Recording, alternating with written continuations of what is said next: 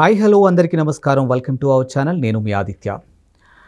AP సార్వత్రిక ఎన్నికల తర్వాత వైఎస్ఆర్సీపీ ఎంత ఘోర ఓటమి పాలైందో మనందరికీ తెలుసు. సో గెలిచిన కాస్తో కూస్తో ఆ 11 మందిలో కూడా ఇప్పుడు కూటమి వైపు చూస్తున్నారు అనే టాక్ అయితే చాలా సందర్భాల్లో వినిపించింది. ఇదంతా పక్కన పెడితే ప్రస్తుతానికి కౌన్సిల్లో కూడా ఖాళీ అవుతుందనే ఒక వార్త అయితే చక్కర్లు కొడుతుంది. దీనికి ఫర్ ఎగ్జాంపుల్ చూసుకున్నట్టయితే నిన్న మంగళగిరిలో జరిగినటువంటి మురుగుడు హనుమంతరావు గారు కూడా మన లోకేష్ బాబు గారితో మీట్ అవ్వటం ఇదంతా మనం చూసాము. సో మరి దీని వెనకాల ఏంటి, నిజంగా కౌన్సిల్ కూడా ఎందుకు ఖాళీ అవుతుంది, అసలు ఇప్పుడు అక్కడ వైఎస్ఆర్సీపీ పరిస్థితి ఏంటి, ఇలాంటి ఎన్నో అంశాల గురించి తెలుసుకునే ప్రయత్నం చేద్దాం. సో ప్రస్తుతానికి మనతో పాటు స్టూడియోలో ఉన్నారు ప్రముఖ సీనియర్ జర్నలిస్టు డివిఎస్ గారు. సో సార్ని అడిగి తెలుసుకుందాం. సార్ నమస్కారం. సార్ నమస్తే అండి.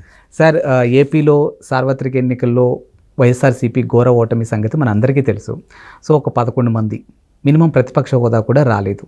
సో ఇప్పుడు చూసుకుంటే కౌన్సిల్ కూడా ఖాళీ అవబోతుందని ఒక వార్త అయితే చక్కర్లు కొడుతుంది. సో మరి ఇందులో ఎంతవరకు వాస్తవం ఉంది అనే అంశం వస్తే మీరేం చెప్తారు? శాసన మండలి వైఎస్ఆర్ కాంగ్రెస్ పార్టీ పక్షం ఇవాళ అందులో ఉన్న సభ్యులు పెద్ద ఎత్తున తెలుగుదేశం వైపు మారుతున్నారనే ప్రచారం మనం చూసాం. అంతకుముందు సి రామచంద్రయ్య ఆయన వైసీపీ ఎమ్మెల్సీగా ఆయన తెలుగుదేశంలో చేరారు. చేరిన తర్వాత మళ్ళీ ఉప ఎన్నిక వచ్చింది. మళ్ళా తెలుగుదేశం అభ్యర్థిగా ఆయనకే సీట్ ఇచ్చారు, మళ్ళీ గెలిచారు. అంతకుముందు మరొక ఎమ్మెల్సీ వంశీకృష్ణ యాదవ్, అతను విశాఖపట్నం, అతను రాజీనామా చేసి జనసేనలో చేరాడు. అతను అక్కడ ఎమ్మెల్యేగా కంటెస్ట్ చేశాడు, గెలిచాడు. ఎక్కడ? విశాఖలో.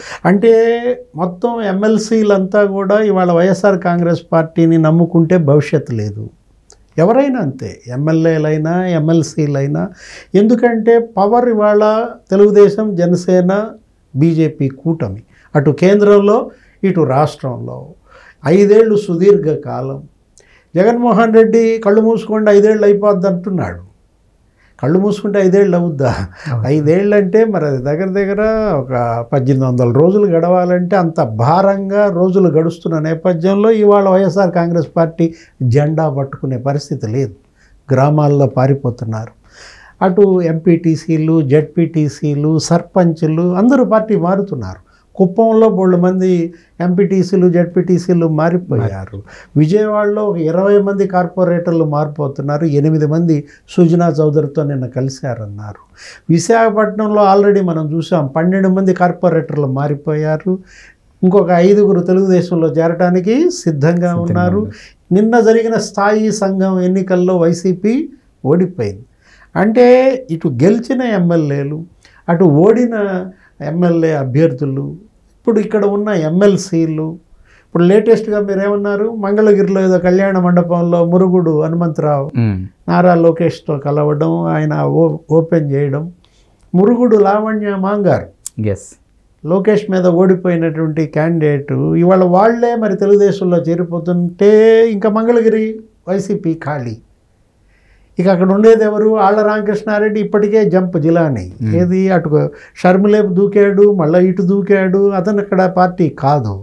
ఇలాంటి పరిస్థితుల్లో ఒక మంగళగిరే కాదు, మొత్తం రాష్ట్రం అంతా కూడా వలసలు వెల్లువెత్తుతున్నాయి. ఇప్పుడు మనం చూసాం ఎన్నికలకు ముందు అదే, ఏది ఎంపీలు పెద్ద ఎత్తున పార్టీ మారారు. శ్రీకృష్ణదేవరాయలు, ఆ తర్వాత వేమిరెడ్డి ప్రభాకర్ రెడ్డి, మాగుంట శ్రీనివాసులు రెడ్డి, డాక్టర్ సంజీవ్ కుమార్, వాళ్లే కాదు వల్లభనేని బాలశౌరి జనసేనలోకి మారిపోయాడు. అటు ఎంపీలు మారటం, ఎమ్మెల్యేలు మారటం. ఈయన ఏం చేశాడు?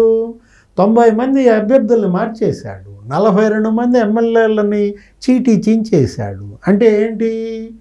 జగన్మోహన్ రెడ్డి తన భవిష్యత్తు కోసం ఎవరినైనా బలి పెడతాడు. ఇతన్ని నమ్ముకుంటే రాజకీయం చేయలేము. మనకు రాజకీయ భవిష్యత్తు ఉండాలంటే ఇక వైఎస్ఆర్ కాంగ్రెస్ పార్టీలో జగన్ వెంట నడిస్తే భవిష్యత్తు లేదనేది కార్యకర్త నుంచి నీకు ఎమ్మెల్యే, ఎంపీ, రాష్ట్ర స్థాయి నాయకుల దాకా స్ప్రెడ్ అయిపోయింది. ఇప్పుడు ఆ కౌన్సిల్లో ఖాళీ అంటున్నారు. ఏది? అదొక కలకలం. ఎందుకంటే ఇవాళ ఎమ్మెల్సీ మొన్న మనం చూసాం, మద్దాలగిరి మాజీ ఎమ్మెల్యే మారాడు. అతను కిలార్ రోసయ్య కూడా మారాడు. కిలార్ రోసయ్య ఉమారెడ్డి వెంకటేశ్వర గారు అల్లుడు. ఉమారెడ్డి వెంకటేశ్వర్లు ఇవాళ ఎమ్మెల్సీ. మరి ఆయన సీనియర్ పార్లమెంటేరియన్, కేంద్ర మంత్రిగా చేశాడు, లోక్సభ, అసెంబ్లీ, నీకు శాసన మండలిలో ఉన్నటువంటి ఆయన్ని కాదని వైసీపీ శాసన మండలి పక్ష నాయకుడిగా ఎవరిని ఎంపిక చేశాడు? లేళ్ల అప్పిరెడ్డి. అతనికి ఏదో క్యాబినెట్ ర్యాంక్ వచ్చుద్దని చెప్పి అతనికి ఇచ్చాడు. అంటే ఉమ్మారెడ్డిని కాదని అతనికి ఇవ్వటం అనేది, సీనియర్లను కాదని ఇవ్వడం అనేది ఇవాళ ఏంటి, లేళ్ల అప్పిరెడ్డికి క్యాబినెట్ ర్యాంక్ ఇచ్చేసరికి కౌన్సిల్లో ఈ విధమైనటువంటి కలకలమా? ఎందుకు ఇంతమంది ఎమ్మెల్సీలు మారుతున్నారు అంటే, ఆల్రెడీ ఇప్పుడున్న ఎమ్మెల్సీల్లో అనేక మంది తెలుగుదేశం నుంచి తెచ్చుకుని ఇచ్చుకున్నాడు.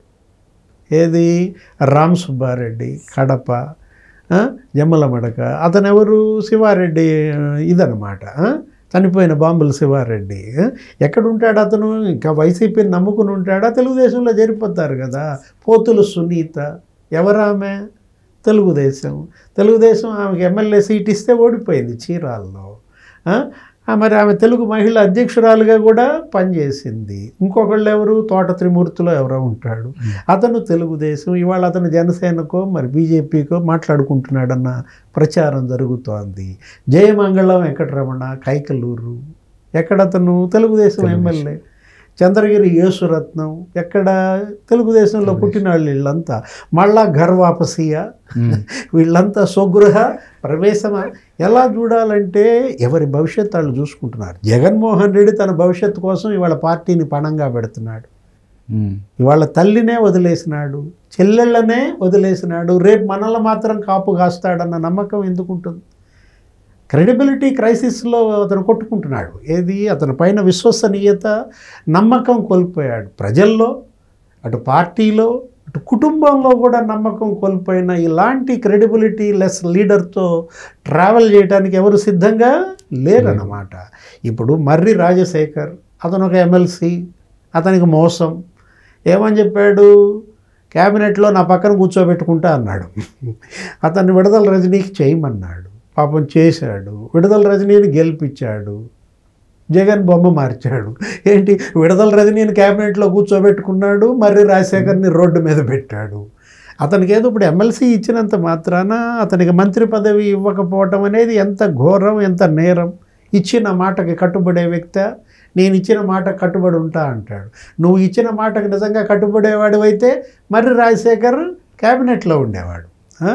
అంటే జగన్ చెప్పేది ఒకటి, చేసేది ఒకటి అనేది మొన్న ప్రజలు ఇచ్చిన తీర్పే కాదు, మొన్న వాళ్ళ కుటుంబ సభ్యులు చెప్పిన తీర్పే కాదు. సునీత, షర్మిల, విజయమ్మ, సౌభాగ్యమ్మ అందరూ చెప్పారు కదా. ఏంటి, వీడు చెప్పేది ఒకటి, చేసేది ఒకటి అని తల్లులే చెప్పారు. ఆ చెల్లెళ్ళే చెప్పిన దీంట్లో ఇవాళ జగన్మోహన్ రెడ్డిని నమ్ముకుంటే నట్టేట్లో చిడతలు కొట్టడమే. ఇప్పుడు కౌన్సిల్ మొత్తం ఖాళీ అయిపోయిందంటే ఇక వైఎస్ఆర్సీ పని అయిపోయినట్టేనా సార్? అక్కడ జెండా వీగేయటమే. ఏంటి, ఇవాళ పవర్ లేకుండా ప్రాంతీయ పార్టీ మనలేదు. అవతలు ఉన్నది ఎవరు? బీజేపీ. కేంద్రంలో నరేంద్ర మోడీ, అమిత్ షా. వాళ్ళ దెబ్బకి అసలు ఉత్తర భారతమే వికలమైపోయింది. శివసేన 2 ముక్కలు అయిపోయింది.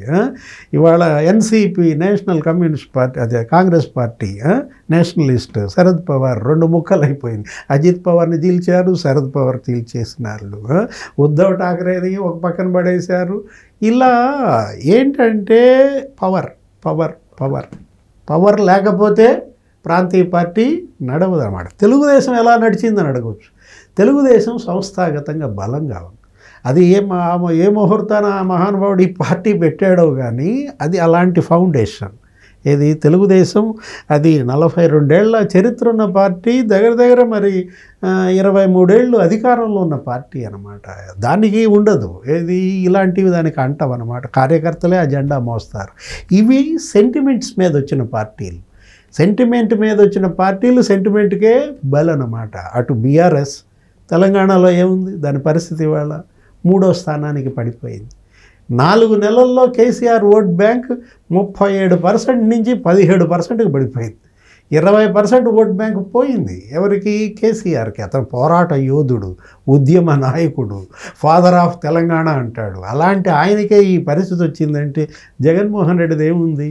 ఏదో తండ్రిని అడ్డం పెట్టుకుని, తండ్రి చావుని అడ్డం పెట్టుకుని ఆయన ఎవరో చంపారని, ఇలా సోనియా గాంధీ మీద, రిలయన్స్ మీద, వీటి మీద సింపతితో వచ్చినటువంటి జగన్మోహన్ రెడ్డి ఇవాళ సింపతికే అతను అనర్హుడు అని ప్రజలు నిర్ధారించినప్పుడు ఆ పార్టీని నమ్ముకుంటే నట్టేట్లో చిడతలు కొట్టడమే.